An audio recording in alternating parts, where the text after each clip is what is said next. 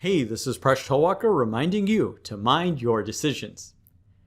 Here's a fun problem I received about 2 years ago by email. If a, b, c, and d are positive integers with a sum of 63, what is the maximum value of ab plus bc plus cd?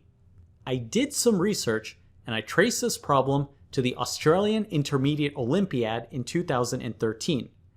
The test is for talented students in the years 7 through 10, which I believe is roughly the ages of 11 through 15.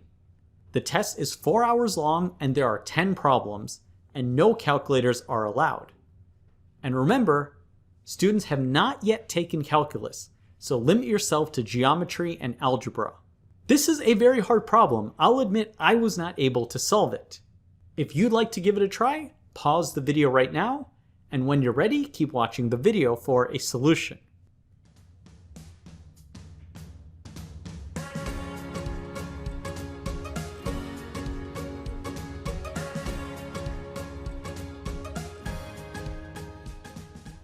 So let's start analyzing the problem.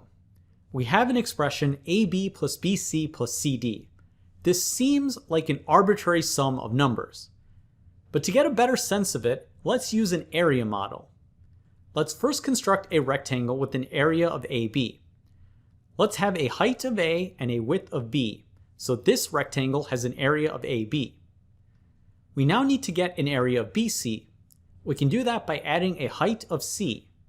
This rectangle will have an area of BC. To get an area of CD, we'll add a width of D. This rectangle will have an area of CD.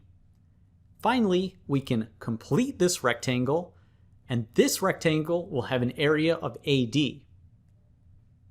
So now, the sum of these blue rectangles will be the area of this entire rectangle minus this small rectangle AD. This implies the following algebraic identity. So how does this help us?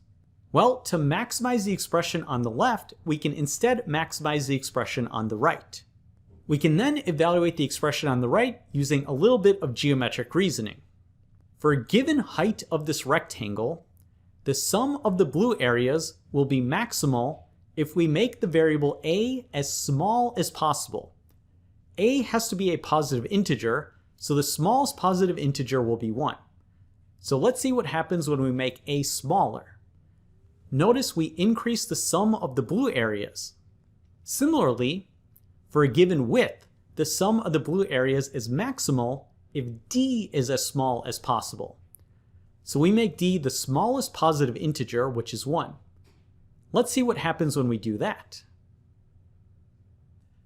We've now transformed the problem into something a little more manageable. We want to maximize the following expression. We have 1 plus c multiplied by b plus 1 minus 1. Now recall, the sum of a, b, c, and d is 63.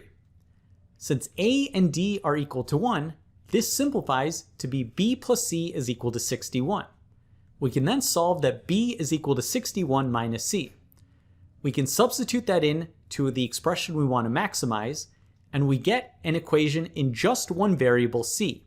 We can then expand this binomial and simplify to get the following quadratic equation. So how do we maximize this quadratic equation? Well, think geometrically. If we have a parabola with an equation alpha x squared plus beta x plus gamma is equal to 0, we know that its vertex will be the maximum or minimum value.